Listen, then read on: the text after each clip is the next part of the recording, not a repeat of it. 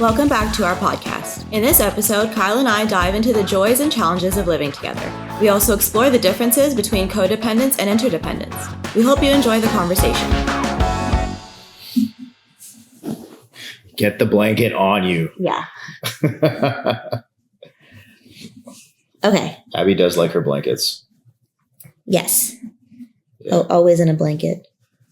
So, last time we spoke about the proposal. Mm-hmm. We talked about the wedding. Yeah. Wedding planning, what that was like. So after you get married, at least for us, we moved in together. Yep. We did things in a very traditional way. In a good old-fashioned way. A good old-fashioned way. We moved in together the night of the wedding. Yeah. And it's been 3 months now. 3 months and a couple weeks since we've been living together. Yep. So how's that been? This is going to sound so boring, but like easy. Yeah, I agree. I think a lot of people set this expectation that it's going to be difficult getting used to living with somebody else. Yeah. I mean, we know what it's like to live with other people. Yeah, like I think that was my biggest realization, because I think so many people kind of prepared me that would be like there'd be a transition and stuff in like getting used to living with like your spouse. Yeah. And I kept waiting for that to happen, and it didn't really. But yeah, I remember I was explaining it to somebody because people were like, okay, so like 3 months, like how's it been? And it just dawned on me. I was like, I've lived with men before. Like I have a dad and a brother. Like yeah. I've lived with them before.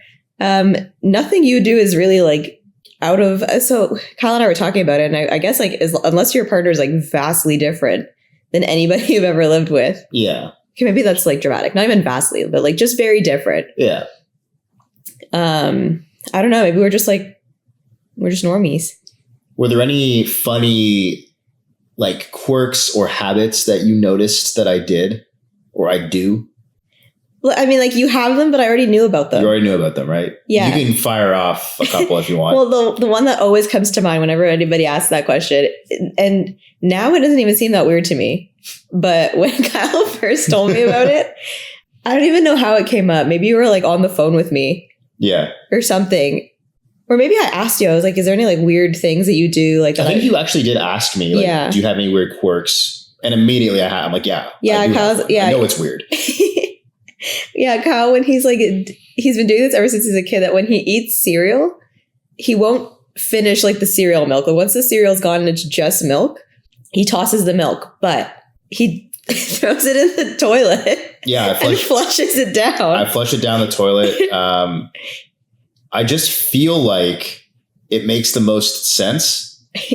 I don't put it down the drain, the sink, because there's like the mushy cereal that could go down as well. And I guess I'm just thinking like, I don't want like it, you know. It's just funny that you've been doing that since you were a kid. Yeah. It's just, I don't know what it is. It just makes sense to me. That's so funny. Like I'm gonna dispose, like it's an easy clean, right? Like you just pour it in the toilet, flush it, rinse the bowl, and then throw it in the dishwasher. Yeah. There's no bits, you know. There's no bits to deal with. Yeah. And honestly, it's pretty convenient here at the condo because like one of our bathrooms is pretty close to the kitchen. Yeah. So here it's pretty convenient. I was just thinking about like in like other places you've lived, I guess your other condo too, but when you're at your mom's, like you have to go upstairs. Yeah. But to be honest, I don't eat cereal often. That's true. Yeah. Right. So it's an infrequent occurrence. Yeah. So how do you like our new home? Do you like it? I like it. Shouldn't I ask you if you notice any weird quirks about me? Sure. Yeah. I mean, I don't think there are any, to be honest. There's nothing that I picked up on that I thought was weird. Yeah. Well, so on this topic, I want to say that I think talking a lot and getting to know the other person, it seems tedious, but I feel like that's one of the things that like nothing Kyle does is kind of odd to me because I feel like I already knew about it. Yeah. I wanted you to know, like, because like, I feel like I know things. You're self-aware in that regard. Yeah. I try to be. Yeah. self-aware to understand that like, oh yeah, like the cereal thing. Like I know that's kind of weird. Yeah. Most people just drink the cereal milk. I have a mental block. I can't do it. Yeah. I've also just never lived in a home where like the bathroom is close to the kitchen too. Yeah. So I think that's another reason it seems so funny to me is because it seems so like extra. Like it seems like it's just like too out of the way. In like the childhood home that I grew up in, from the kitchen, like the kitchen kind of went into like the living room, dining room area, and then the bathroom was like down the hall. Yeah. So you'd practically go through like 2 other rooms before you got to the bathroom. It was a small space. So like that sounds, but yeah, it just was like relative to here, like the bathroom's so close, and even in your other condo, like the bathroom is also really close. One thing that I just thought of, it's not weird. If anything, it's I'm complimenting you. The way you fold and organize clothes, is impressive. Yeah, optimizes space like in the most efficient way. Yeah, well, I got to do that because I have a lot of stuff. Yeah, I think that's probably the thing that gets you the most. And I'm not saying like it's bad or good, but I think it's the thing that stands out to you the most is I have a lot of stuff. Yeah, you do. But you prepared me for that. Like you told me. Yeah. You did. And I was like, yeah, of course. I think the dynamic in most relationships is that like the woman will have more clothes. So like I already in my mind was like, yeah, when we move in together, I'm going to allocate like 3/4 of the closet space for Abby, and I'll manage with my one like quarter, pocket in the side. I have more clothes. I have more shoes. Yeah. I think I have like too many hats considering I don't wear them very much. Yeah. That's okay. But yeah, like again, like to the point of just like communicating and like setting expectations beforehand. There was one time I remember we had we had variations of this conversation several times, but like one that stands out to me is I was on the phone with Kyle and I was putting away laundry and I'm like, Kyle, what's a normal amount of hoodies to have? Oh yeah. And I think you were like 7. Like 7 hoodies. Yeah, one for each day of the week. Yeah. Right. And I was like, I have like 3 times you that. Need it. Yeah. And it's also just because like I don't throw things out. My dad raised me with that mentality of like if there's nothing wrong with it, like don't throw it out. Right. I mean, we donate clothes anyway, but yeah, of course. Yeah. But like, yeah, like my dad's like, oh, if there's nothing wrong with it, like don't get rid of it. Yeah. Polar opposite, by the way. Like I learned from my mom, like don't hang on to anything. Yeah. Like she throws things out. So does my mom. My mom's pretty good at that, but I don't know why. I don't know why I just related to my dad more in that regard. Yeah. Yeah.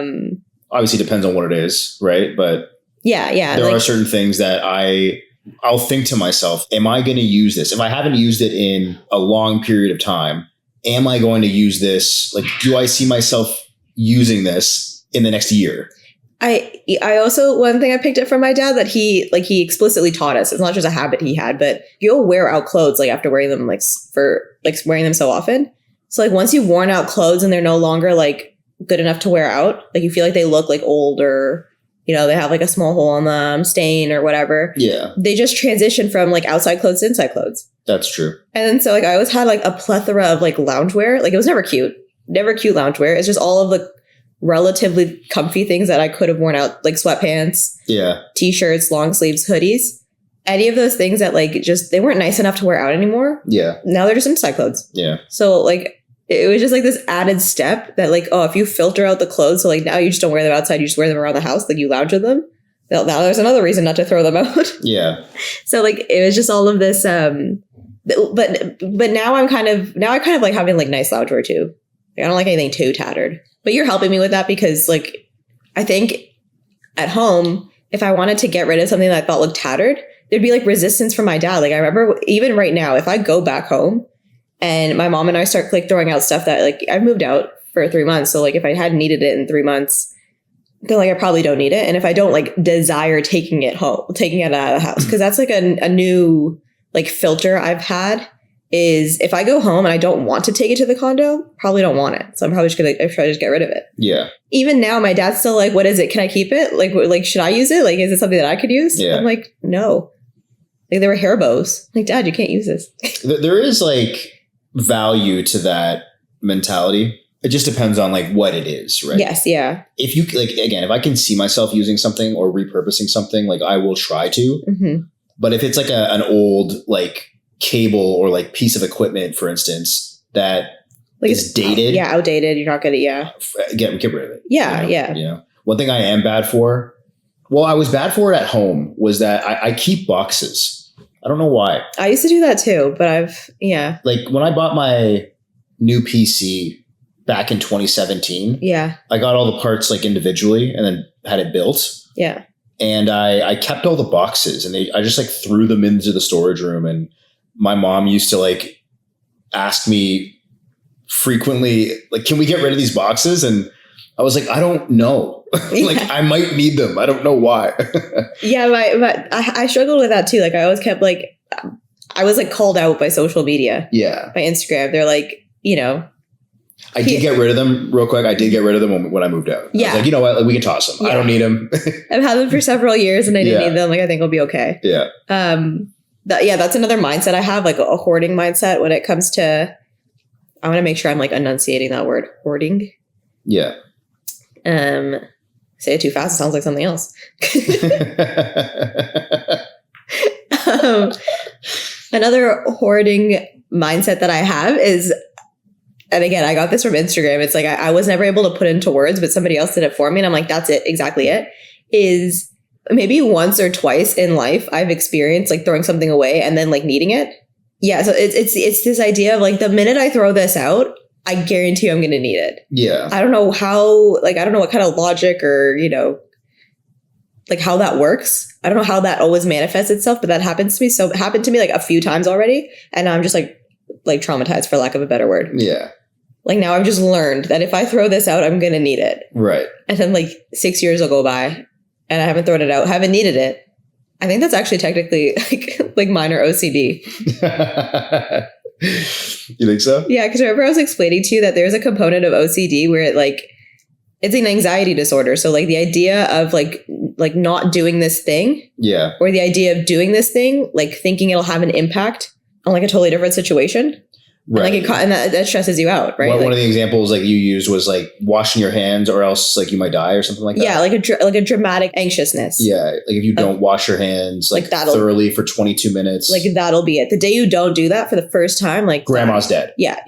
Like I guess I never really realized it before, but holding on to something because I think that like I'm scared of what'll happen if I get rid of it. I'm like exaggerating a little bit just to make a point, but yeah, that's no way to live. Right. It's no way to live, to hold on to like boxes or cables or this like very just like one of a kind like shirt that you think you'll never be able to find again. So you have to keep it. You know what, really quick? I think that one of the reasons I keep boxes for products that I buy, right, or electronics. I mean, one that I always do is I always keep the iPhone box. Like if I get a new iPhone, always keep it. I think like, oh, well, what if I I don't know. What if I need to like read the instructions one day? Like that's never going to happen. Especially that's the mindset, right? And then, but if you think about it, if you really needed to read the manual, you can find that online now. I know. In this day and age, like you don't need to keep like instructions written. Yeah. But I will say like, what if, right? Doomsday scenario, internet goes out and you need the manual copy for something. I'm not saying the iPhone, but you need manual instructions, written, physical. Yes. Yeah. And because digital isn't available. Like sometimes I think about that, but I try not to go down that rabbit hole too deeply. Because then once you open that can of worms. Yeah. Then you start buying like Life straws. It's funny because we did. Yeah, I did. Yeah. We did do that. We have 2 Life straws. We do have. Yeah. If you don't know what those are, look them up.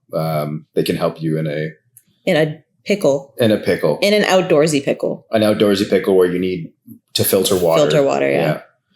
Anyway, that was fun. All right. So let me get into some of these questions that I have. And I want to focus on life married. What's that been like for us? What do you like most about living together? That's such like a loaded question for me. Well, I'll preface by saying this. Of course, I like miss my parents, but like I don't miss it as much as people told me I would. And that's like no shade to my parents or Zach, living at home. It's not that wasn't great. It's just, this has been so good.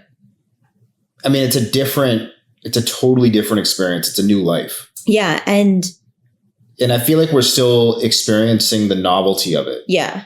And it's also, you and I like never even, we didn't vacation anywhere or like stay the night anywhere. So this is like this, I tell people like this feels like I'm on vacation. Do you still feel like that? Sometimes it feels like vacation in the way that like for the last like 3 years that you and I have been in a relationship, it hasn't been easy being at home.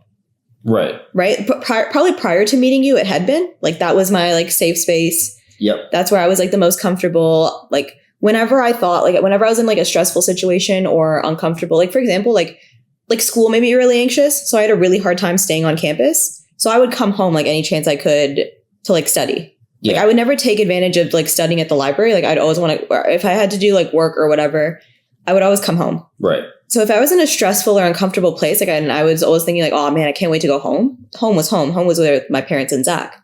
But since meeting you, whenever I was in an uncomfortable or stressful situation, given like maybe like after like 5-6 months, if I ever was in a stressful, uncomfortable situation, I'd want to be with you.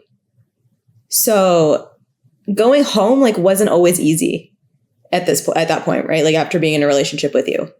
And I think that's what made the transition here so seamless, like in terms of like me like adapting to it. Yeah, it's not like it was like easy being there.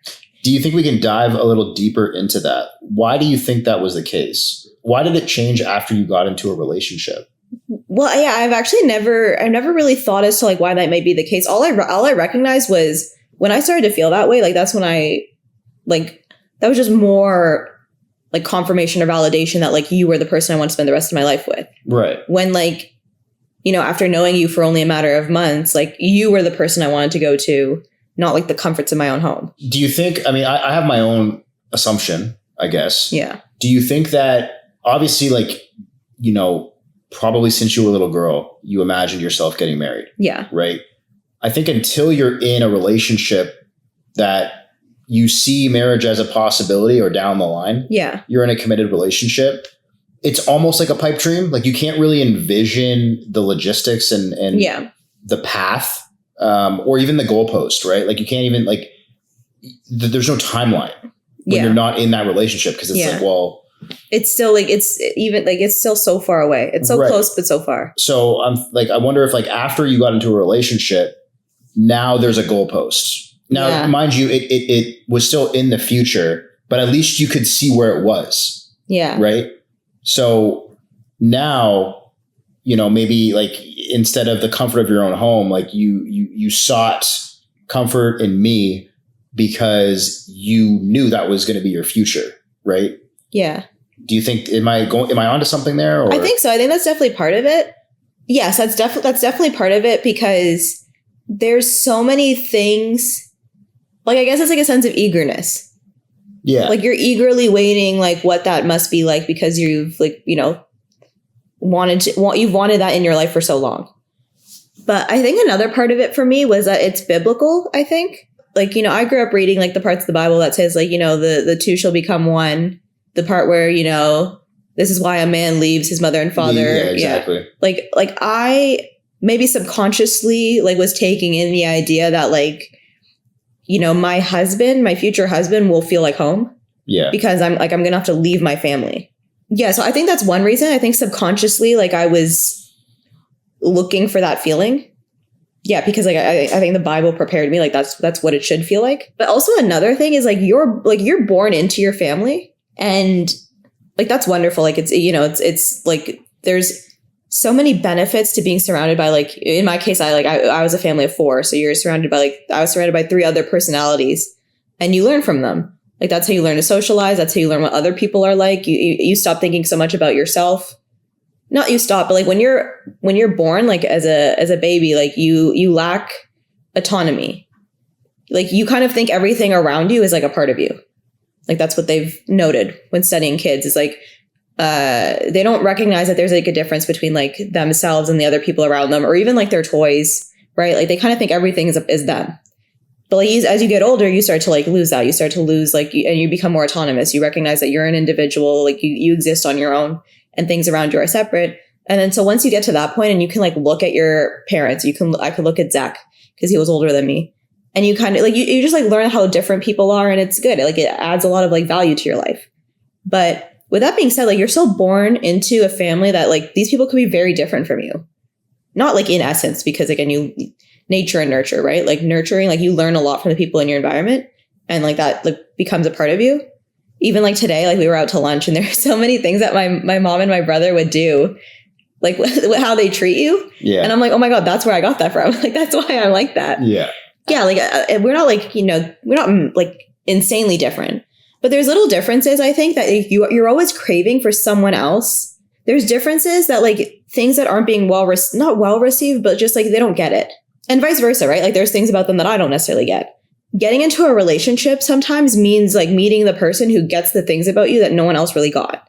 So I actually think like that was a really big shift for me when I met you. And the reason I think like a few months is pretty fast in my opinion to feel that way, especially when you're making such a big decision. But they say like when you know. Like sometimes I read about like these like novel relationship situations like on Instagram where, people be in like year-long relationships and they haven't said I love you yet. Yeah. Like things like that. So sometimes I'm like, I don't know if like I was just like overly, what's the word? Not decisive.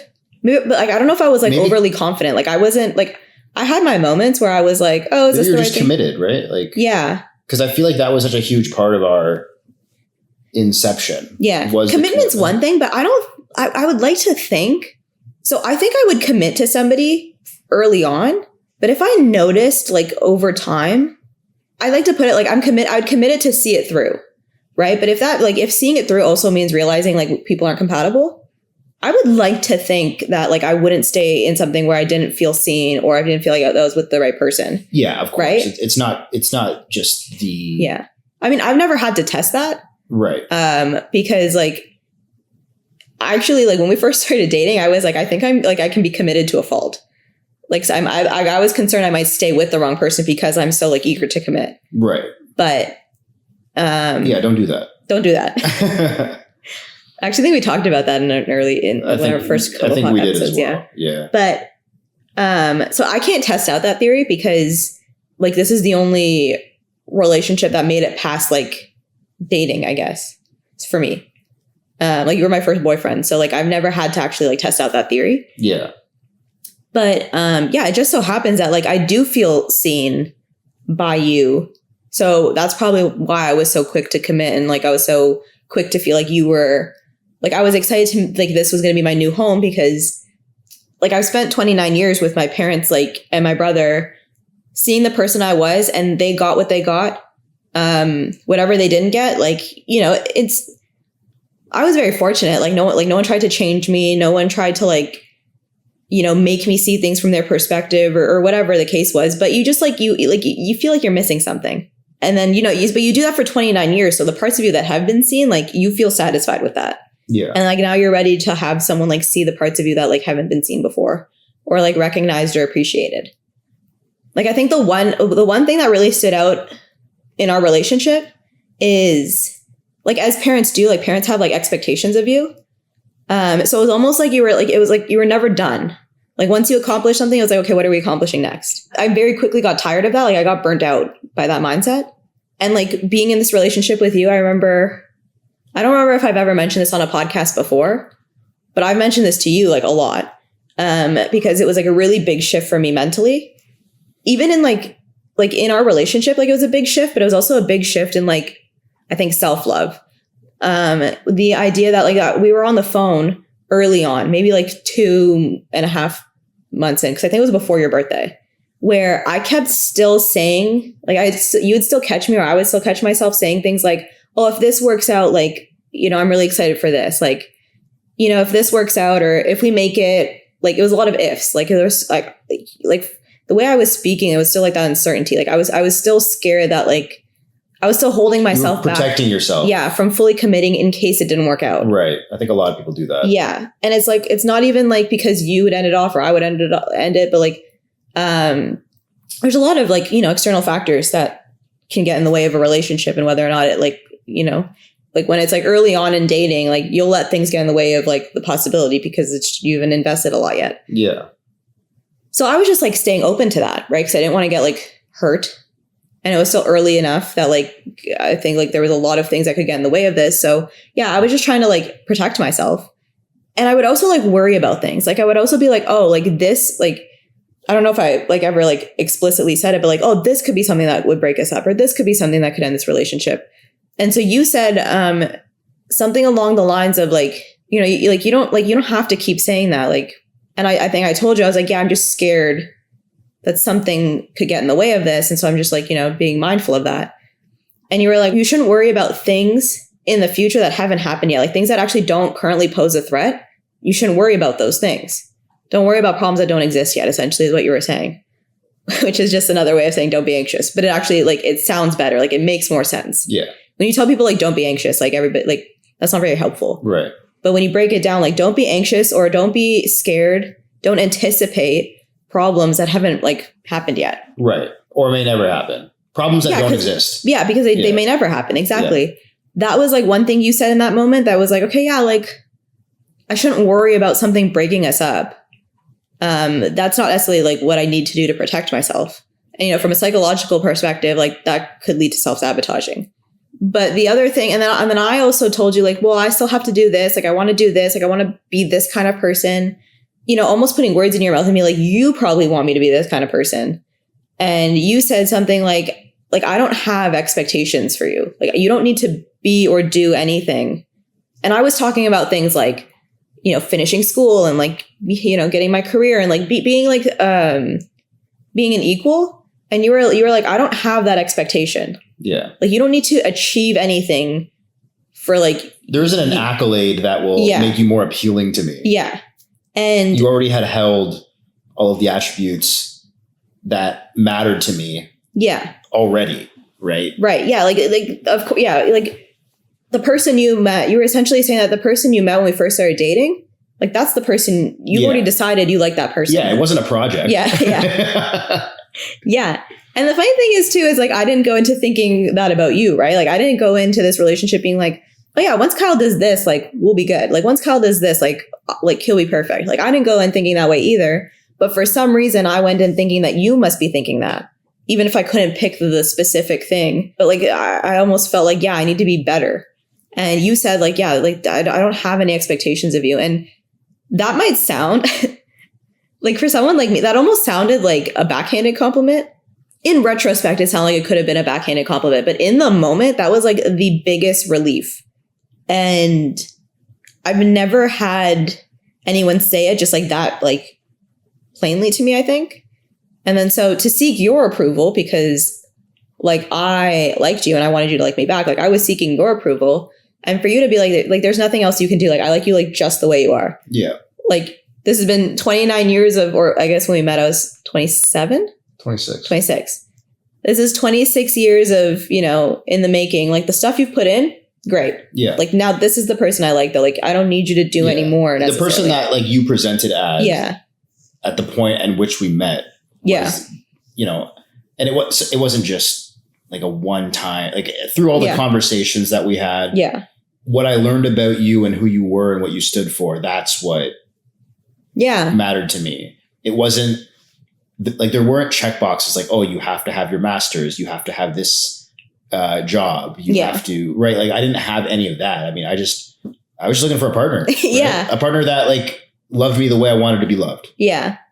And so when you said that, like, it was just like, it was like the biggest like relief.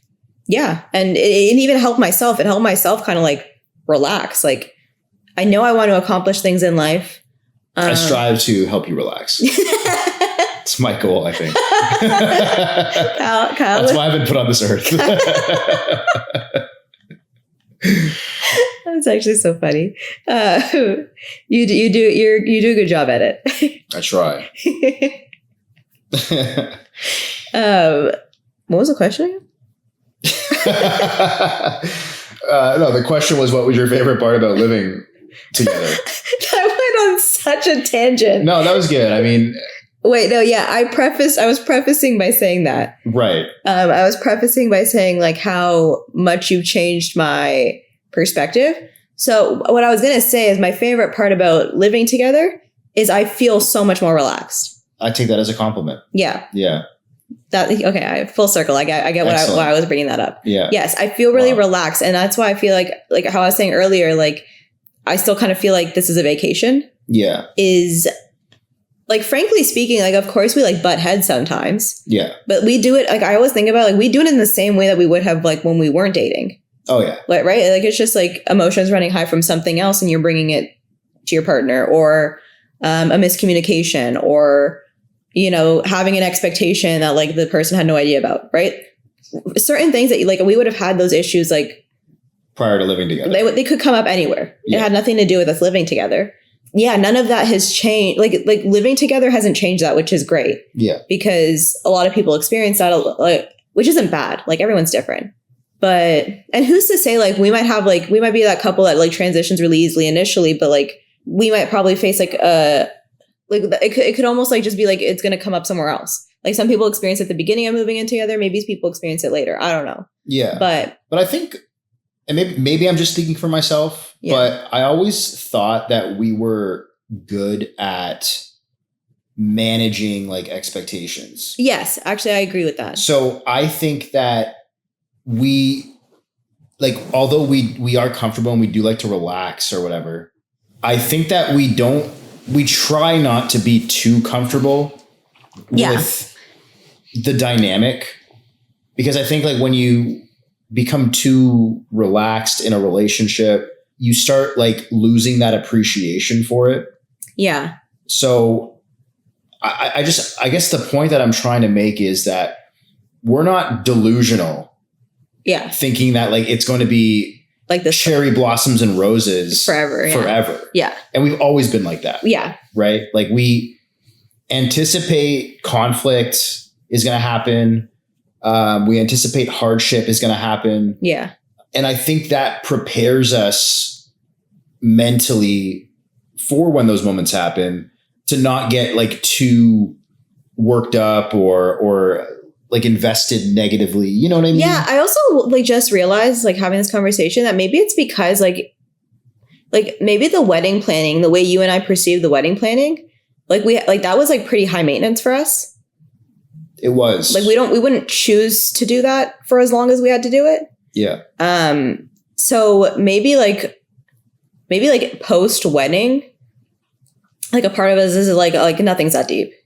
That could be like one of the reasons this has been like so relaxing and chill and like seamless, because it's almost like relative to that. Maybe it's also like so fresh that we're like, I don't know if you relate to this, but I can, like, now I can choose to like be high maintenance or not. Whereas like back then, like for the wedding planning, like I didn't have a choice. Like it just was high maintenance. Here, it's almost like I still want to break from that. Yeah. So like I can choose to like blow up a situation and be high maintenance. Like I don't want to do that. Like I've just experienced that. Like I know for a fact, like I don't want to do that. That might have something to do with it too. I don't know, but I do recognize that, because I keep telling people like, yeah, it feels like a vacation. Like it feels like feels like I moved out, but sometimes I still can't believe like sometimes I still get a surreal feeling like when I put the key in the door, right? Because whenever you and I come home together, it's usually you putting the key in the door. Yeah. So whenever I come home or come to the door myself and I put my key in the door, like sometimes that's like a surreal feeling, because you moved in here first. I was in here for a couple months before you. Yeah. So I think it was kind of easy for me to just slip into like, oh, this is Kyle's condo, because that's something I'm used to, right? Like I'm used to going to your condo when you lived in North York. So it is kind of easy for me to slip into like, oh, this is Kyle's condo. But when I put my key in the door, like that's still kind of surreal to me. Yeah. It's your place too. It's ours. It's ours. Yeah. Like that does. So like when you ask, like if I still feel like this is a vacation, like sometimes, like if I'm not actively thinking about it, yeah, this does still feel like a vacation. But that's a good thing. But when I put my key in the door, I'm like, oh no, like we live here. Yeah. No, I think the reason I said I think it's a good thing is because vacations are usually attributed with positive emotion. Yeah. Relaxation. Yeah. A getaway. Yeah. Right? If anything, being married and living together has just made me more self-aware of like issues I have. Yeah, I would say the same for myself. Like it's just, like I'm a little more self-aware. It's not like oh, Kyle has these weird quirks. It's like I have these weird quirks. Yeah. So yeah, to summarize, I like how relaxing it is living together. That was my main point. Second of all, what I like living together, this is like a little more specific. Kyle and I maybe, I don't know when, but early on in dating, we did like one of those tests to like see what our love languages were. And my love language is acts of service. Acts of service, like when you're not, like whenever you look up like, oh, what are like acts of service I could do for my partner to show them I love them? Like 90% of them are like house chores. And I remember telling Kyle this, I think one of the reasons I used to love like driving home like on a Sunday night so much, like I appreciated it a lot because to me that was like an act of service. Like you made it so convenient for me to like come and see you, even though it was inconvenient for you. So like we definitely had moments of that. And like we used to do that every single week. So like I had that sense of appreciation every single week. Yeah. But to find like novel ways of like doing acts of service when you're not living together is like pretty hard. Just like, especially when if you go the route that we chose to, where you're like waiting to move in together until we were married. Even like not going on vacation or like staying over anywhere until we were married. It was pretty limiting. Like I think there wasn't a lot of opportunities for you, but living together, there's like an endless amount of opportunities for acts of service. Yeah. Which has been really nice for me because that's like my primary love language. I don't know. It's just nice. Like my mom is like very like, she was like, she did a lot of things for me. Yeah. So I don't know if a lot of people typically say that your acts of like your love language, the order of your love language, like whichever one's at the top is like things you get the least of. So like they would typically say like, oh, people who have their acts of service, if acts of service is your like top love language, then it's probably something you didn't get a lot of. That's not true for me. Like I got like a lot of acts of service from my mom, even my brother, even my dad, like all of them. A lot of people did stuff for me. I actually think it's just because I'm used to it. Like to me, that's just like because I grew up with it, like everyone did things for me. Not everything, but like if someone could do something for me, they would. Yeah. Because I grew up like that, I think that's what love looks like to me. So that's just how I recognize it. I had acts of service growing up, but I think maybe like also I grew up with this expectation of like, that like it's a cultural influence. And then also like my family is like pretty traditional where like, the man is like the breadwinner and the woman like does most of the house stuff. Yeah. I grew up with that dynamic. So like maybe I like was like expecting that for myself as well, even though I didn't really like it. Like I do prefer, even though I am like a relatively traditional person, I do prefer this dynamic of like the modern dynamic of like, people kind of like doing their share and everything. Because we've talked about this before that like 80 years ago when it was like very much so the norm for like men to go out and work, women stayed home and like took care of the house and raised the kids. I think you asked me like, do you think like there was women who were happy with that? Because clearly there was a lot of women who were unhappy with that. And that's why like there was like that wave of feminism to have women in the workforce. So clearly there was a lot of women who were unhappy with that. But like you asked me, like, do you think there were any women who were happy with that? And my answer was, I actually think that was equal, or at least it had potential to be equal if people did it right. That had the potential of being equal and not having equality, as long as you could recognize how important both of those roles were. Right. If you could recognize, like as a woman, how important the role of your husband was to make money. Yeah. And your husband would equally like recognize how important it was that the wife like took care of the home and stuff.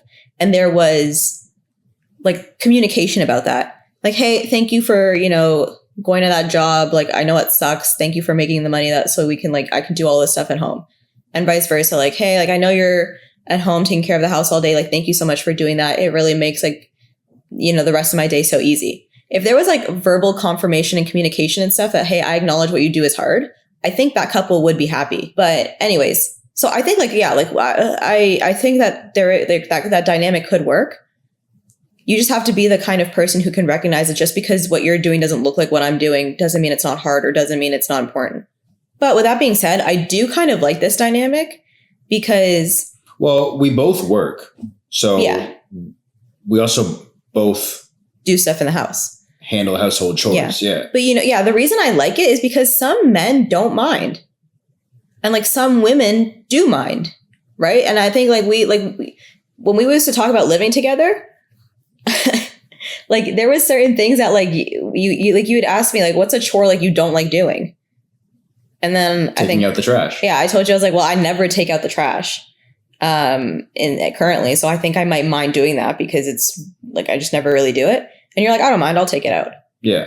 Even though like that is like a pretty like traditional one, because that's the reason I never did it in the house. The reason I never did it at home is because it's like that traditional idea, like the man takes out the trash. So Zach was the one who always took out the trash. But I went into the idea of living together thinking I don't like vacuuming, because in living at home we had a central vac and it was just like really annoying. Yeah. And that's something Zach always did. Zach always vacuumed. And I didn't think I liked it. We always had like a big bulky vacuum or like the long hose for the central vac. And so I never really liked it. I didn't care for it. And like you were like, oh, I'll vacuum. That's fine. But now that we have like those, like the one we have is so lightweight and stuff, like I don't mind. And the space is like, reasonable that like I don't get like. It's quick. Yeah, exactly. You can vacuum quickly here. So actually I do like vacuuming now. Yeah. Because of the vacuum we have. But I didn't register that. But anyways, my point is that like I kind of like this like modern dynamic of like just like talk about like what you don't mind doing, because maybe the other person does mind. Yeah. I think a lot of other chores that we do together. Yeah, and everything's pretty even. It's just like who has the day off, or like, if we have people coming over and like usually we'll tackle it together. Like we'll have our own tasks individually, but like the overall task of cleaning the house is a joint effort. Yeah. But like when your friend came over and I was working, like you're like, it's like on me to clean the house. Yeah, of course. Right. Even though technically like I could have done it the night before, but like that's what I like about us is that, or I guess this modern dynamic of like I'm equally responsible for the house to be presentable. But like you're right, to your point, like we both do work. Like that is also just a modern component. Like it is just what it is in this day and age. Like most people need dual income. Yeah. So if both people are working, naturally both people should be also contributing to the house. Right. Which I remember hearing on Instagram years ago. I guess this was like another wave of feminism, but it was the complaint that like, even though like women are just as likely to be in the workforce, it is not like just as likely that men are contributing at home and like doing tasks and stuff without being told. Right. So it was this idea of like women get like exhausted, like mentally exhausted because of all of like the decisions they have to make. Like even though like they asked their husband to do something and the husband did it, the fact that they had to think that it needed to be done and like ask, like that causes like mental exhaustion. Yeah. And, or even like decision fatigue, or like, if like your husband is going to do something, and I'm just like, I'm using this like the genders being this way because like that's what people make it out to seem that way. But like, yeah, if a husband's going to do something, like they'll do it, but they probably need to check in with the wife. Like, where is it? And so again, that causes like mental exhaustion or decision fatigue. And I think it's like unnecessary, but I think it's unnecessary because again, like you've already lived on your own. Your mom raised you in like such a way that like, or you were raised in such a way that like you felt equally responsible to take care of yourself. She would probably, if you asked her, she would probably have a laundry list of complaints about me, but well, I think it's different. I would take advantage of the fact that I was at home. There were certain things that I wouldn't be on top of. Yeah. But it's different being at home. Like I was the same way. Like I think I prepared you that I was messy. I'm like, I'm not dirty. Like I clean, but I'm messy. Like I leave stuff around, or like I don't put my clothes away. Like I prepared you for that because that's what how I was used to seeing myself. Yeah. But once I moved out, I wasn't like that. I remember one time going to your parents' house and like we were upstairs. Yeah. But your door was closed. Because it was messy. And I think I asked, I was like, can I see your room? I was like, no. And you were like, no. And then I just walked over and opened it. No, it wasn't like a subtle walkover. We started walking down the stairs and you bolted back up. You gave me the fake out. Yeah. But no, like you said, messy, not dirty. It was nothing that I haven't seen. Yeah, it wasn't like it's not flattering. Of course, I've always like prepared you for it because I was concerned. Like as far as I was concerned, that was going to be the reality here. Yeah, because I'm just like that. I thought, but it's so interesting how like as humans, as people, when we have company over, like we don't want people to see how we actually live. Yeah, it's like this. You want to give the impression that like you're. Yeah, it's because like... But nobody lives like... Yeah. Perfectly clean. I mean, maybe some people do. But the average person doesn't. Yeah. Like having unfolded clothes like at the foot of your bed. Yeah, like they're clean. Your bed is They're clean. Just not folded. Yeah, it's just that's how I. It's messy. Yeah. Yeah. Like that was the extent of your mess, right? Yeah. Like, well, sometimes my room would get dusty, but that's it. It would get dusty frequently because I had so much stuff. Right. And also the fact that I just had so much stuff in my room would make it look messy even when it wasn't that messy anyways. But also, what you were saying that like when you were at home, you like acted a little differently versus like when you live on your own. But the point is like you had lived on your own. Yeah. At some point you were faced with that decision of like I call the shots here. Am I going to choose to like, because also, yeah, like when you live at home, like you kind of like, you'll leave things a little messy to see if somebody else like picks it up. Like I didn't consciously decide to do this. Right. But like I would subconsciously leave, like I was the type of person who did dishes at the end of the day. Whereas my mom puts dishes away like several times a day. But I would leave them until the end of the day. If no one had done them by the end of the day, then I'll do them. The thing about living at home too is that, you know, your family has seen you at every stage, has seen you at your best and your worst. So you almost like there's definitely expectations on how to live, but like you almost like don't take them that seriously. Yeah. Yeah. It's that idea. I mean, like, yeah, you're always your most like authentic self almost sometimes around your family to the point where like I was the most authentic self with my parents to the extent that like if I was really angry or really upset, like they'd see it. Yeah. Versus here when I'm really angry or really upset with you, I try my best to like keep it under control. Yeah. But I think that that's like a good thing. I think so too. It's like that, you know, idea when you're in school or like you go to a new school and you can kind of be whoever you want to be. Yeah. Nobody knows who you are. So it's like it's a fresh start. Right? Yeah. When we moved in together, I wanted you to experience a version of me that I was like proud to present. Yeah. Right. Yeah. Agreed. And like also, I think like that idea of like being your authentic self with your family, like they saw my worst, you don't see my worst, but you also probably see my best, and they never really saw my best because I mean, not that they never saw it, but to the extent that I have here. Yeah. Because I think it goes back to that idea of like, oh, you don't pick your family. Yeah. And like everybody has their flaws, and maybe it's that comfort of like not just me, but like everybody, like my whole family was like that, right? Like my parents or Zach, no one thought to hide the worst parts of themselves. Yeah. Like we all did it. We all let out when we were angry, or we all like, you know, would get lazy sometimes or yeah. But with that being said, we also did things for each other, but it's almost like that's your safe space, like where you can be your most vulnerable. Yeah. Cause like you can't do it at work. You can't do it with your friends necessarily. It's that idea of like, you're going to be family no matter what. Yeah. Right. But like, might not be friends with somebody no matter what. Like if you don't treat them well, like they can leave. Yeah. Right.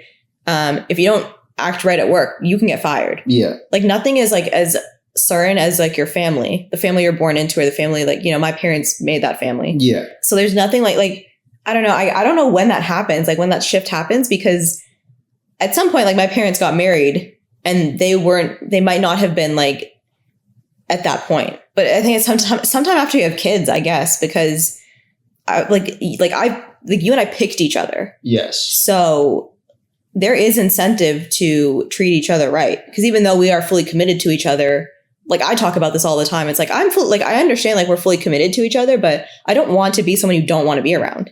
Yeah. You don't want to take the commitment for granted to the point where you're not a pleasant person to be around. Yeah. And I actually wonder if like, maybe that's like the point of husband. Like, I don't think husband and wife should ever get to that point. Like even before we started filming this, I got upset about something. Right. And I think that's like the good thing about our relationship is I feel comfortable to emote, but I recognize there's going to be consequences if I act like, if I really like, if I have an outburst. Yeah. Right. And so it makes me think about it. It's like, do I really need to like emote to that extent? Right. Or can I convey what I'm trying to convey? Can I convey that I'm upset? I mean, I wasn't upset at you. I was upset about something else, but like I needed comfort over it. When I actually brought it up to you, like I'd sat with it already for like a couple minutes. Yeah. Like when I first went on my phone is when I found out, and I stayed on my phone for a couple minutes before I mentioned it to you. It's almost like, cause like there's a part of me that's like, I definitely need him to comfort me, but how am I going to emote? And I think that's like really good training. When I was younger, I was a really patient person. And the older I got, my parents are still like, they're still very kind when I bring it up. But like, it's just obvious. Like, it's obvious to me. It's obvious to everybody. I'm less patient than I was when I was younger. I always joke that I wasn't like an angsty teen. I was like an angsty like 20-year-old, like in my 20s. Like I became angsty in my 20s. I was not an angsty teenager though. Like I miss the fact that I used to be that patient, and that was a virtue that people recognized. And I'm like, oh, it's kind of sad that like, you know, I don't like maybe jaded as I got older or whatever the case may be. But like, I just became less patient and I like would emote more. But since being in a relationship, it's kind of brought me back to like that virtue I used to have of trying to be more patient. Because even when I get upset with you, like I take the route of like being quiet and like icing myself out.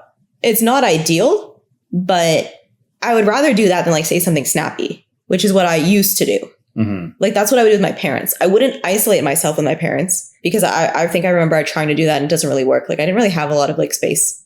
My family's like very close knit. We're always up in each other's business. But yeah, I didn't try to like, you know, distance myself, be quiet and like kind of, so I didn't like say something I regret. But I wish I did. Because there are some things that I said to my parents or Zach out of anger that I would never have said otherwise. And like, I know I don't want to do that like in our relationship. So yeah, being with you has kind of like brought me back of like, you know, being more patient to the point of don't just like give into the feeling when it comes up. I fully just entered a whole other conversation. No, it's fine. I mean, we go where the wind takes us. Yeah. I'm trying to remember how I got here. Oh, I'm still talking about my favorite part about being married. Yeah. How long have I been talking about my favorite part about being married? It's been an hour. I've been talking about how much I love being married for an hour. Go figure. That should be an indication enough. Yeah. That's why I'm just letting you go. It makes me look good. But yeah, so one of the things I love about being married is it's making me like, to sum up what I was just saying, it's making me like want to be a better version of myself. Yeah, I feel the same way. Yeah, even in the mundane things of like, you know, stuff around the house. Yeah. The way we like emote or like how we choose to like deal with our emotions. Yeah, like I feel like I'm always trying to be a better version of myself. That's good. That's admirable. I like that. Thanks. But I say the same for you. Thank you. I can also see you trying to do that too. I appreciate that. I appreciate you. Hey, I appreciate you too. Okay, yeah. I mean, my follow-up question to the parts you like was going to be like, what parts do you dislike, or what's been difficult about living together? Do you have anything challenging? Maybe is a better word. Yes, I do have an answer for this. And I have an answer for this because we literally talked about this like last week. But I think the most challenging part about being married, and again, technically this could come up in any couple, just depending, I guess, on how often you see each other. But yeah, when you go a couple days like not really being on the same page, and by that I mean like both you and I obviously had independence prior to getting married or even being in a relationship. So prior to being in a relationship, we were obviously like the most independent. Then you get into a relationship and you're like dependent on each other a little bit, but still probably primarily independent, at least the way we were. And then also there's a gender difference. Like I would argue like as a woman, I chose to do this because I liked doing it, but I was more dependent on you maybe than you might have been on me in the dynamic of us just dating. And I think it increased, like I think we became more dependent on each other as like we got engaged and stuff. But obviously the importance is like naturally you're going to be dependent on each other because that's the point of this, like this union of being life partners. But it's being codependent it's being interdependent versus codependent. You'd want to be interdependent. You don't want to be codependent. And both of those terms, like one's healthy, one's not. Both of them imply, okay, so no, the unhealthy one implies that there is no healthy balance between independence and dependence. Codependence essentially, and I'm just like spitballing here from like how I understand it, but it's being dependent on somebody, and when they're not there for you, you like fall apart. Yeah. Right? You spiral emotionally, or you can't get stuff done. So it's either mentally, or it's like there's an impact in your reality when you're codependent. But interdependence is you depend on each other to a healthy degree. You like ask the person for help. Should they not be able to give it to you, you can understand that, right? Because it's the idea of understanding like, hey, I know we're like unified in doing life together, but we're still autonomous people, autonomous beings. We still experience life differently and have different experiences happen to us like within a day. So you might not be where I'm at. That's interdependence. Interdependence is, for me, that's probably the hardest thing about being married, is because you grew up in a codependent environment. I grew up in a codependent environment, but also like what I've noticed is tricky is when I like say like, oh, Kyle, I need you for something and you're there for me. It's such it's such a rewarding experience for me, as it should be. Like, I mean, I think that's appreciating partnership. So that when I don't get that, I have a hard time like almost neutralizing that. Like it's almost like all or nothing. Yeah. But yeah, it largely has to do with the fact that I didn't really grow up with it. But with that being said, I kind of knew going into it, it was likely going to be harder for me than you just because of the gender difference. Like it's typically easier for men to maintain independence than it is for women. Unless you're like a very independent woman. Like otherwise, I wouldn't really call myself a very independent woman prior to us being married. I was very like family oriented. Like I liked being alone, but I didn't like to do stuff alone. Yeah. If that makes sense. Anyways, that's the hardest part about being married for me is when you and I might not be on the same page of like, do we want to do stuff together or do we want to do stuff independently? Yeah. And you kind of like prepared me for that too, because you were concerned because of how often you like to do things like on your own. So like with that being said, like I was kind of prepared going into it. Yeah. But again, it's when I get a lot of your time or a lot of your attention, like kind of back to back, and then the independence like shows up, like that's like hard for me to, and then also not like sometimes like that independent phase lasts like either like that independent phase for you might last a couple days, or like you'll have a phase where you need to be a little more independent. And then when you're ready to like, it sounds weird to say, but like when you're ready to come back to like the both of us, maybe I need an independent moment. So like not being in sync, sometimes that could also last a couple days. But yeah, so for me, that's probably the hardest part about being married. And it's honestly not even that bad. Yeah. Like even when it's happening, I think it's just a little awkward. Like awkward is how I would describe it. Cause it's almost like. I would have said the same thing. Finding the balance of dependence. Yeah. Right? Which would be interdependence. Yes. Yeah. Right. So, and I've struggled with it myself. I feel like because you also expressed to me before moving in together that you came from a very codependent environment. Yeah. It's something that I think about. Like I do think about trying not to be too independent. Yeah. Because that's how I grew up. I grew up in a very independent environment. Right. Yeah. So it's not just like I like to do things alone or I like to just work on projects or go for walks or, I mean, I haven't done that yet, but I'm just used to it. Yeah. Right. And it doesn't like when I do it, I'm not trying to express to you that like I need time away from you. It's just kind of what I'm used to. Yeah. Right. But that's important, right? Like, I feel like it's that like marriage can be hard when you're like asking somebody to change a lot and quickly. But I think for like the first month, like we were very like, we were joined at the hip. Like we like, I didn't really do anything independent for the first like month and a half, maybe. Right. But more recently, I've kind of felt that urge to the one example that I have right now is like just working on my computer or even like playing video games with my friends. Yeah. Right. Something that I don't do often, but like still sometimes will do. Right? Yeah. Like my friends who have lived with a significant other or like hang out like with each other a lot, like they kind of prepared me for that because even like it's like there was a long time where you weren't gaming often with your friends. Yeah. But you mentioned how much you missed it. Yeah. So even though you weren't doing it very often, like even I kind of felt like, oh, like that's like not good. Yeah. Like I couldn't even be like selfish and be like, oh, that means more time for me. Like if you hadn't mentioned like that you like missed it or like how much you enjoyed doing that, then I would have. I'd been like, okay, like don't game then, like more time for me. Yeah. But because you mentioned that it not upset you, but like it was a loss. Essentially, like you notice it and you miss it and you wish you would do it more often. Yeah. So I was like, yeah, I wish that for you too. Like, I wish you did have like that, you know, you're able to game more with your friends because it's relaxing. You blow off some steam. You like talk to your friends. Everybody needs that. People who had that experience, they like prepared me for it. They're like, be prepared. It's like so annoying. Yeah. It's so annoying. Like when your like man wants to like game or something. And I was like, I don't really think it's going to be that annoying. And I realized the only time it's annoying is when I also want your attention in that moment. Right. Like I wanted to do something together, but like you made plans to game with your friends. That's the only time it's annoying. Otherwise, there's times where it works out perfectly. Yeah. Where Kyle's like, oh, I'm going to game with my friends. And I'm like, sweet. Like I get to do the thing that I wanted to do. Yeah. Or whatever. Right.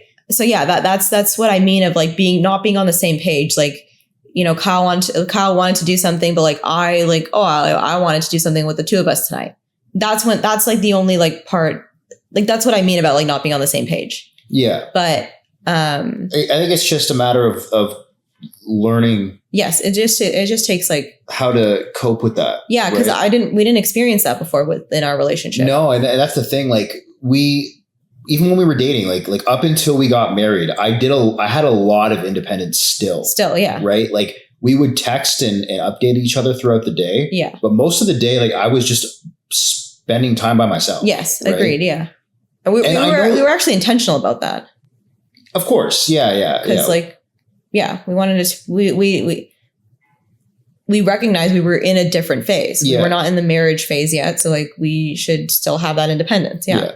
Because I could very easily, like, and I recognize this about myself, but I could very easily fall into a pattern of I get home, like I either go on my computer or like I go hang out with a friend. Yeah. If I'm not conscious of like the fact that like, hey, listen, like you're married now. Yeah. You know what I mean? Like you're in a marriage, like you live with your wife.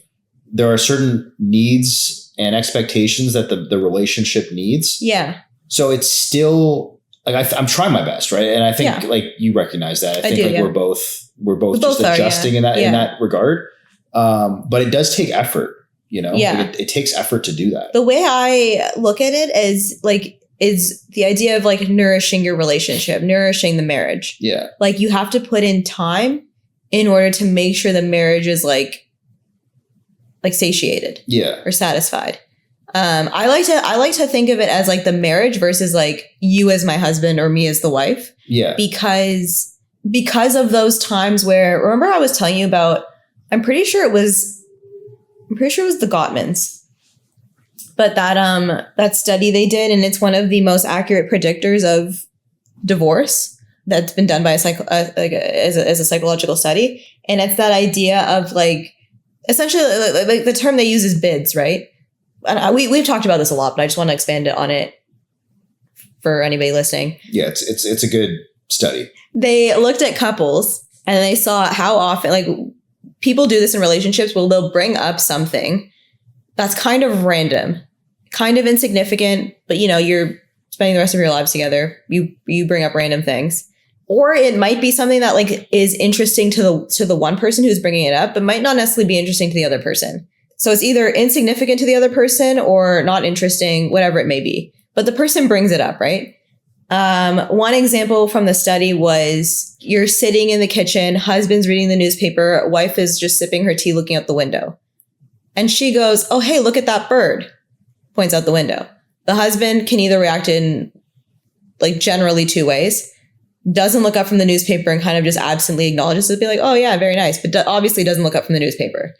Or he can put the newspaper down, look at it, and also say the same thing because he likely wasn't going to say anything else. But the act of like putting your newspaper down and looking at what she was talking about, even though the amount of information she gave you, like you already knew you weren't going to be interested. But it's the idea of like, oh, she said something, like, let me give it my attention. They were able to predict by that type of behavior, what that type of behavior pretty accurately predicts either divorce or dissatisfaction in a relationship. Right. The frequency at which you accept offerings of the bids. Yeah.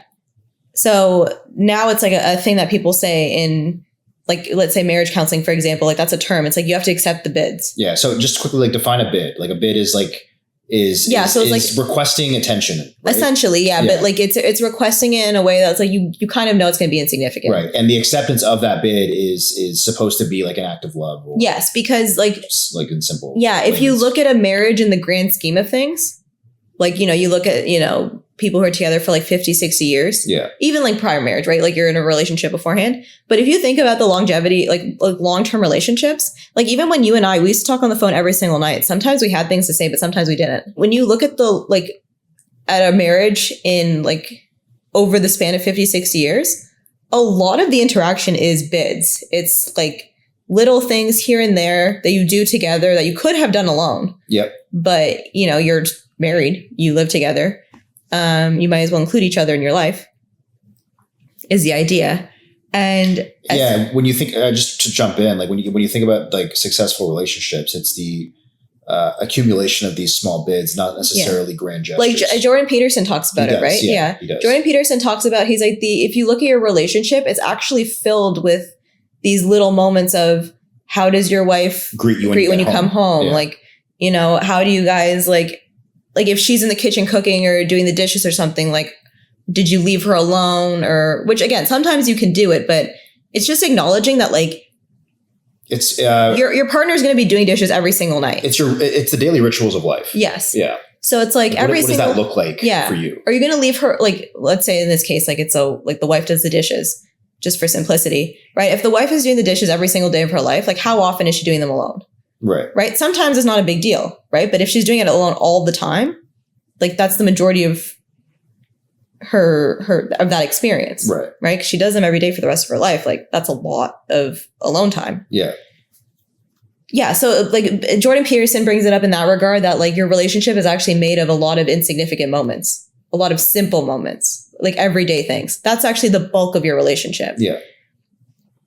And the Gottmans was, it's bids, right? Every time you like offer a bid of, hey, look at that bird.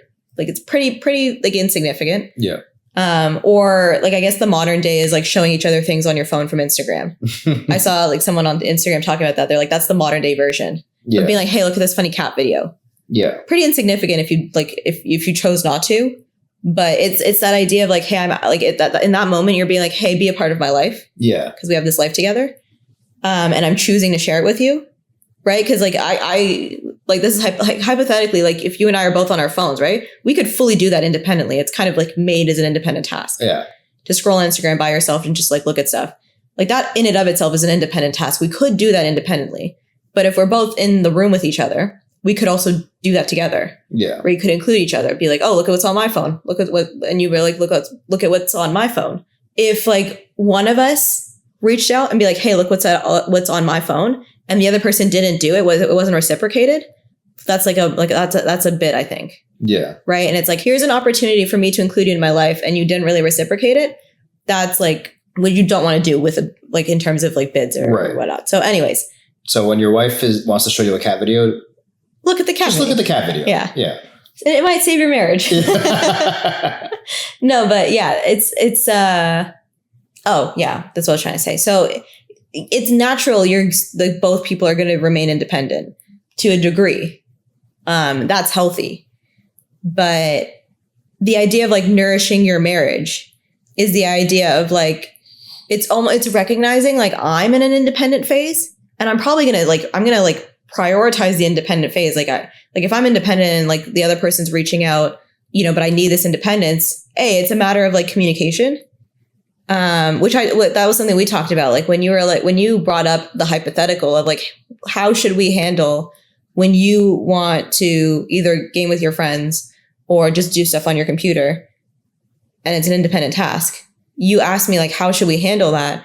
And like, one of the things I said is like, if I know as early in advance as possible that you have that intention of spending your time that way, like that would help me a lot. Sometimes it's like the hardest when like I've spent several hours like at work, for example, and I'm like, oh, when I get home, like Kyle and I might do this, or Kyle and I might do this. And I come home and turns out like you're already doing stuff. Yeah. Right. So as long as I know like well in advance. So communication is really important, I think, in this regard. I mean, it's important with everything, but yeah, it's important. It's important to communicate like, hey, like I just need to do this thing. even like with us, especially like how, like we don't need we don't expect details.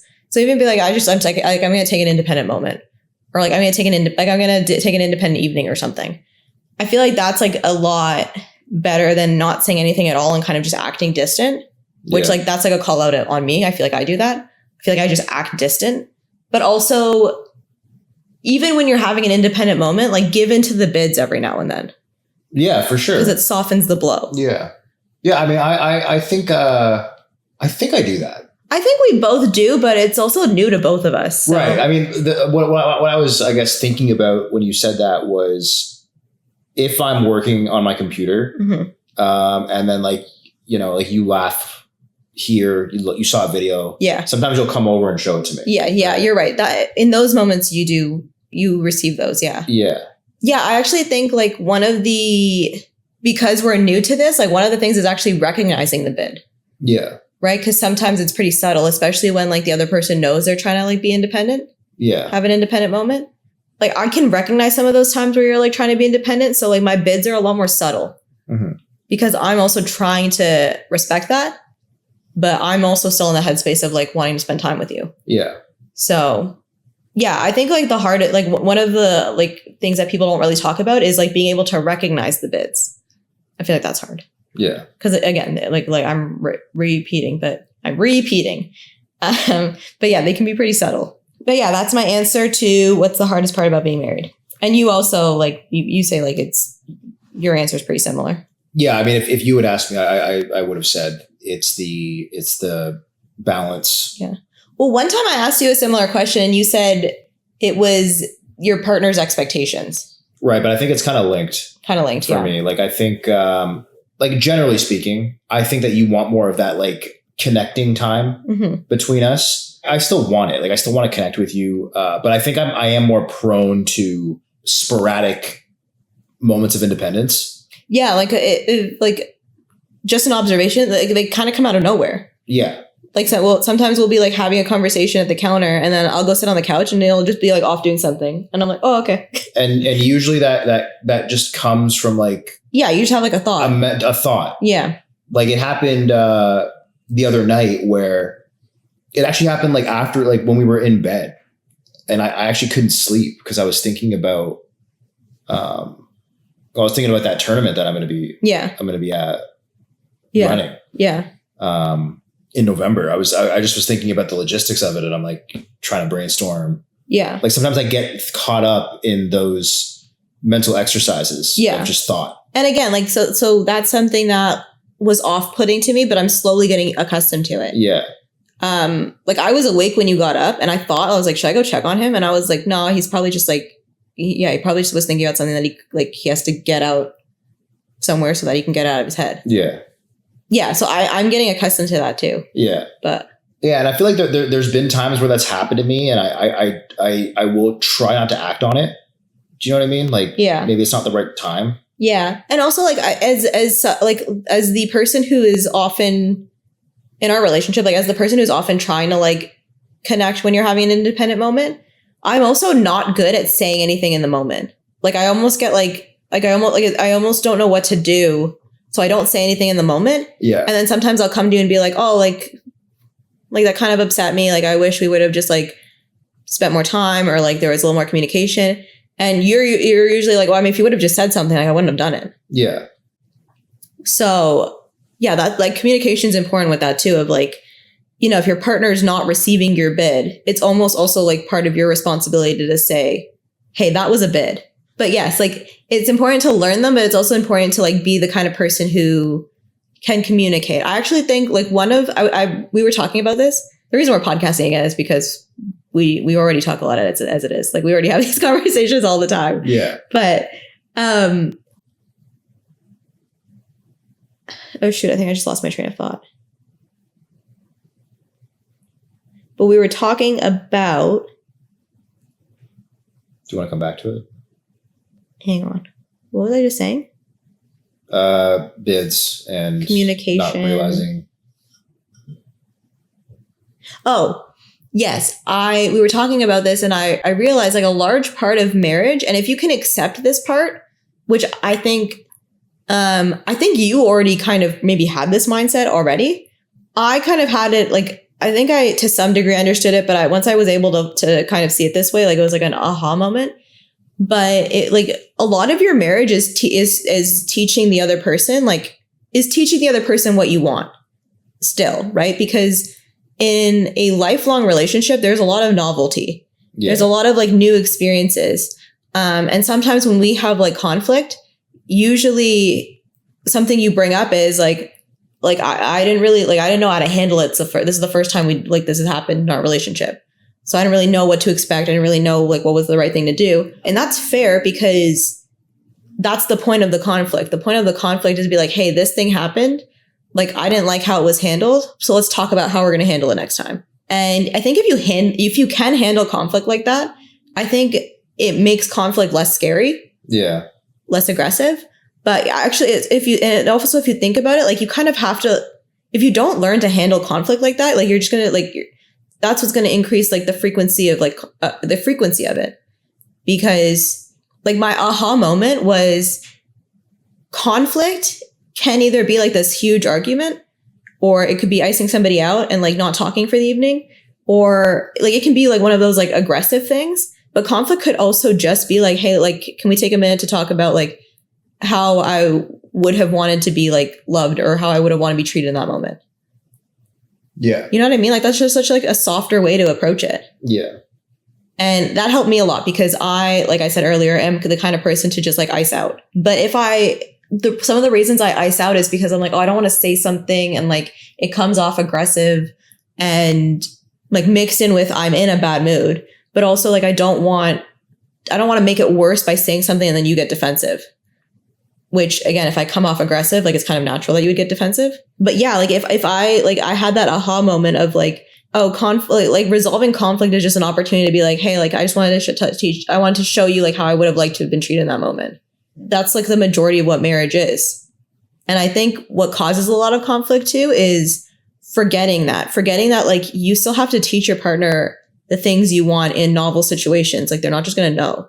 Right. Like we've been together for 3 years and like, you know how I like to be treated in a lot of ways, but there's going to be novel moments. Oh yeah. I think right. There's bound to be a lot of them just because living together is a different dynamic. Yeah. Right. Yeah. Like you're seeing your partner, not 24/7, but as much as you possibly can. Yeah. You see them more than you see anybody else. Yeah. So marriage is essentially like for the rest of your life, you're going to be teaching your partner how to love you. But yeah, I actually think it's beautiful if you look at it from that perspective, because I think a relationship can get stagnant if you're just assuming like your partner knows everything about you and you know everything about them. Right. And then you stop taking those moments. One of my favorite parts about like early on in our relationship was actually like getting to know each other. Like when you would ask me questions about how I would handle a situation or, you know, how I want to be treated, when you would ask me stuff like that, like it was flattering. It was like, oh, like Kyle wants to know about me. Like that would be egotistical, but like, no, of course, like it's important. Yeah. And it's, if I didn't want to get to know. Exactly. Like, yeah. Well, what is he looking for? Yeah. So like just anybody. So like that, like, that's like a very subtle romantic thing that I think was a part of our relationship. Cause like, again, no one had ever, not no one, but at least it wasn't a big deal. It was never something that was talked about often, that like how romantic it could be when somebody shows they like want to get to know you or learn something about you. Yeah. I have seen it on Instagram, like, you know, relationship advice and stuff that like, I have seen it being talked about there a few times of, you know, like never stop like trying to learn your spouse. Yeah. Like don't stop trying to learn new things because like, again, with just growth in life and like novel situations, like there's still bound to be things you don't know about each other. Yeah. You're going to have a fun time listening back to this because I think I've gone on several tangents. That's fine. I mean, I had this. So my initial question was like, what do you like most about living together and what do you like least? My follow-up question to that was going to be, what has been the most challenging part of marriage so far? And I think we already answered that. Just finding that balance between like interdependence and independence. Yeah. Right. So I don't think we need to go into that again. Also, my favorite part about being married is waking up together. Yeah. Our morning rituals is probably my favorite. Actually, the nighttime and morning rituals we have, I cherish. Yeah. I like think about it sometimes when I'm getting into my car in the morning. Like, I like that. Like, I like that we do this. Yeah. Right. It's simple, right? We wake up, I kiss you on the forehead. Yeah. And say good morning. That's my favorite part. Yeah. It's just such a nice way to start the day. Yeah. I get up, do my bathroom routine. You get up, you make my coffee and prepare. If I am bringing food, you'll prepare that for me. Yeah. We'll make our way to the door, say our goodbyes. Yeah. And sometimes you'll say something funny. Yeah. I try to do it often, but sometimes I'm too tired. Yeah. Kyle leaves like 6:20 a.m. So yeah. Sometimes my brain's functioning at that time. Sometimes it's not. Yeah. But go get him, Tiger. That one was good. Yeah. Yeah. No, what was the first one I said? You're the best? Yeah. Yeah. Yeah. The first time I ever did it was like probably a month and a half, almost 2 months into being married. And I just impulsively said that. Yeah. Didn't really think much about it. I was just trying to be funny, I guess. And like Kyle thought that was really funny. It was just so out of pocket. Yeah. I was not expecting it. Yeah. And then one time I was too tired to get out of bed. So Kyle was saying, I think we didn't even like Did you hit me with the knock 'em dead one time? Or I think I did. Yeah. Yeah. That one got me too. Yeah. Like, who am I knocking? Yeah. Who am I knocking? Or even like, go get him, Tiger. Like, yeah. No, funny, but sorry. You're the best. Yeah. But one time Kyle was like, I think you like left your thermos somewhere. So I couldn't make you a coffee anyways. Yeah. You left your thermos at work. And so I didn't have any reason to get up and I was too tired. So I stayed in bed and you like said goodbye to me from like bed. And then you said like, hasta la vista. Yep. But what did I thought? I thought you said something else and I was so confused about it. I love you and stuff. Oh, I love you and stuff. Yeah. Kyle walks away being like, hasta la vista. I'd be like, what did you just say? You're like, hasta la vista. I'm like, I fully thought you just said, I love you and stuff. So then sometimes we say that too. Yeah. Oh, also we saw this little girl on Instagram singing this song about like, she's just like making up the words. How much do I love you? Super mega. So sometimes we do that. Yeah. Super mega. I love that. Super mega is crazy. Yeah.